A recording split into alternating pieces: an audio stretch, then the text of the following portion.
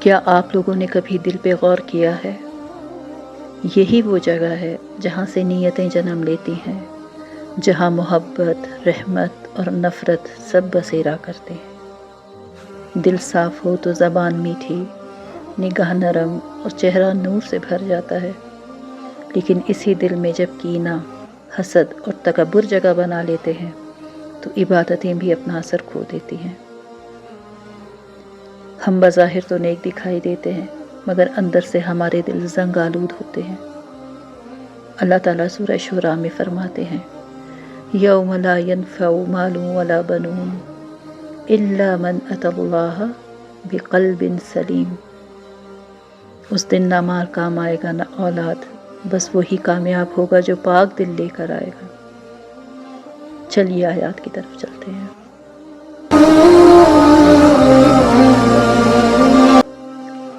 اعوذ باللہ من الشیطان الرجیم، بسم اللہ الرحمن الرحیم، اللہم صلی وسلم علی نبینا محمد۔ السلام علیکم، امید ہے کہ آپ سب ایمان اور صحت کی بہترین حالت میں ہوں گے۔ وَلَتَجِدَنَّهُمْ أَحْرَصَ النَّاسِ عَلَى حَيَاةٍ وَمِنَ الَّذِينَ أَشْرَكُوا يَوَدُّ أَحَدُهُمْ لَوْ يُعَمَّرُ أَلْفَ سَنَةٍ وَمَا هُوَ بِمُزَحْزِحِهِ مِنَ الْعَذَابِ أَنْ يُعَمَّرَ وَاللَّهُ بَصِيرٌ بِمَا يَعْمَلُونَ۔ بلکہ یقیناً تم ان لوگوں کو پاؤ گے کہ انہیں زندہ رہنے کی حرص دوسرے تمام انسانوں سے زیادہ ہے، یہاں تک کہ مشرکین سے بھی زیادہ۔ ان میں سے ہر ایک شخص یہ چاہتا ہے کہ 1000 سال عمر پائے، حالانکہ کسی کا بڑی عمر پا لینا اسے عذاب سے دور نہیں کر سکتا، اور یہ جو بھی عمل کرتے ہیں اللہ اسے اچھی طرح دیکھ رہا ہے۔ پچھلی ویڈیو کی آیت 94 to 95 میں ہم نے پڑھا تھا کہ اللہ تعالیٰ نے یہودیوں کو چیلنج دیا تھا کہ اگر واقعی وہ اللہ کی لاڈلی قوم اور جنت کے حقدار ہیں تو موت مانگے اور ڈائریکٹ جنت میں چلے جائیں، لیکن یہودیوں کو اپنے کرتوتوں کا اچھی طرح علم تھا، اس لیے وہ یہ جرات ہی نہیں کر سکے کہ موت کا ذکر تک زبان پر لائیں، کیونکہ انہیں لمبی عمریں پانے کی حرص تھی، اور یہ حرص تمام انسانوں بلکہ مشرکین سے بھی زیادہ ان کے دلوں میں تھی، اور یہ ان کی نہایت بے وقوفانہ خواہش تھی، کیونکہ جتنی بھی لمبی عمر ہو آخر تو مرنا ہوتا ہے، اور لمبی عمریں عذاب سے تھوڑی نہ بچا لیتی ہیں۔ قُلْ مَنْ كَانَ عَدُوًّا لِجِبْرِيلَ فَإِنَّهُ نَزَّلَهُ عَلَى قَلْبِكَ بِإِذْنِ اللَّهِ مُصَدِّقًا لِمَا بَيْنَ يَدَيْهِ وَهُدًى وَبُشْرَى لِلْمُؤْمِنِينَ۔ اے پیغمبر، کہہ دو کہ اگر کوئی شخص جبریل کا دشمن ہے تو ہوا کرے، انہوں نے تو یہ کلام اللہ کی اجازت سے تمہارے دل پر اتارا ہے، جو اپنے سے پہلے کی کتابوں کی تصدیق کر رہا ہے اور ایمان والوں کے لیے مجسم ہدایت اور خوشخبری ہے۔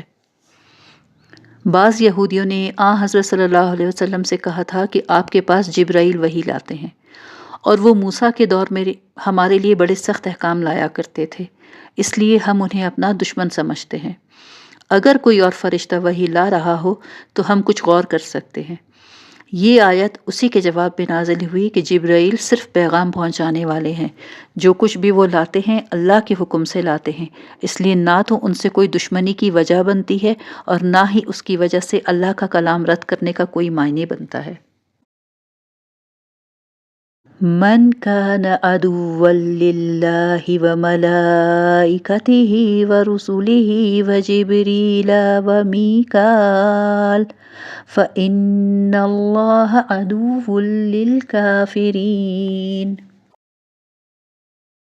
اگر کوئی شخص اللہ کا، اس کے فرشتوں، رسولوں اور جبرائیل میکائیل کا دشمن ہے تو وہ سن رکھے کہ اللہ کافروں کا دشمن ہے۔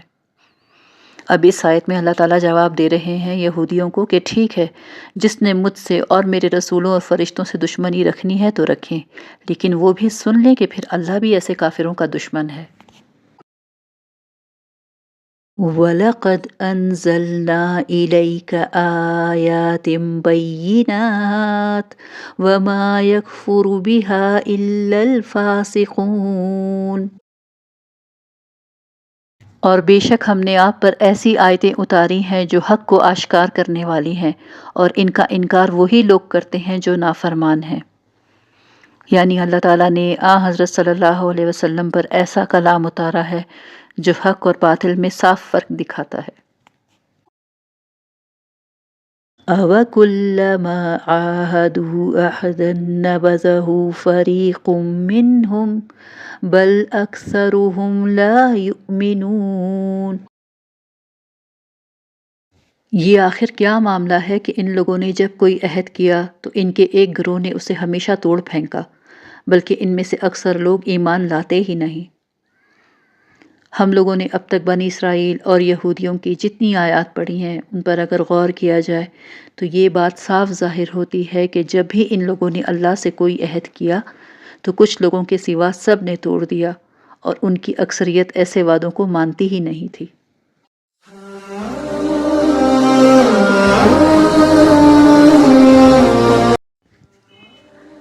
آئیے اب دل کو صاف رکھنے کے کچھ طریقے سیکھتے ہیں۔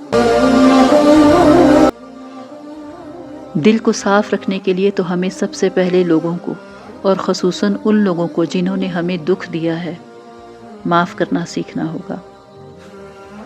دیکھیں، کسی کو معاف کرنا کمزوری نہیں بلکہ یہ دل کی بڑائی کی علامت ہے۔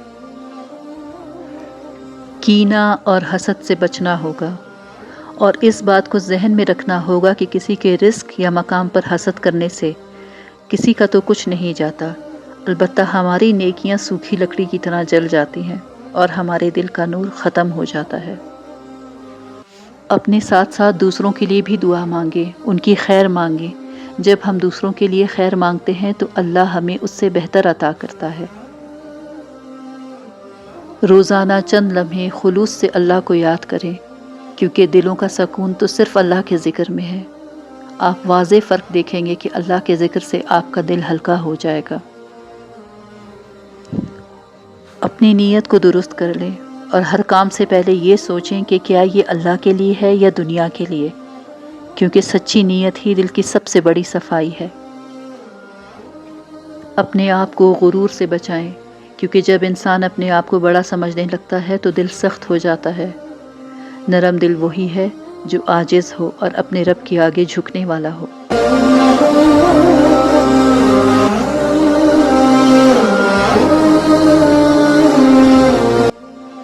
یاد رکھیں، دل کی صفائی کوئی ایک دن کا عمل نہیں، یہ روز کا مجاہدہ ہے۔ اپنے نفس کی اصلاح کے لیے ہمیں ہر دن تھوڑا سا کینہ چھوڑنا پڑے گا، تھوڑا سا غرور توڑنا پڑے گا، اور تھوڑا سا پیار بانٹنا پڑے گا۔ پھر ہم دیکھیں گے کہ اللہ ہمارے دلوں کو کیسے سکون دیتا ہے، اور وہ ہمارے دلوں کو ایسی روشنی عطا کرے گا جو ہمارے چہروں پہ بھی جھلک اٹھے گی، اور ہماری زندگی میں بھی سکون کی خوشبو پھیل جائے گی۔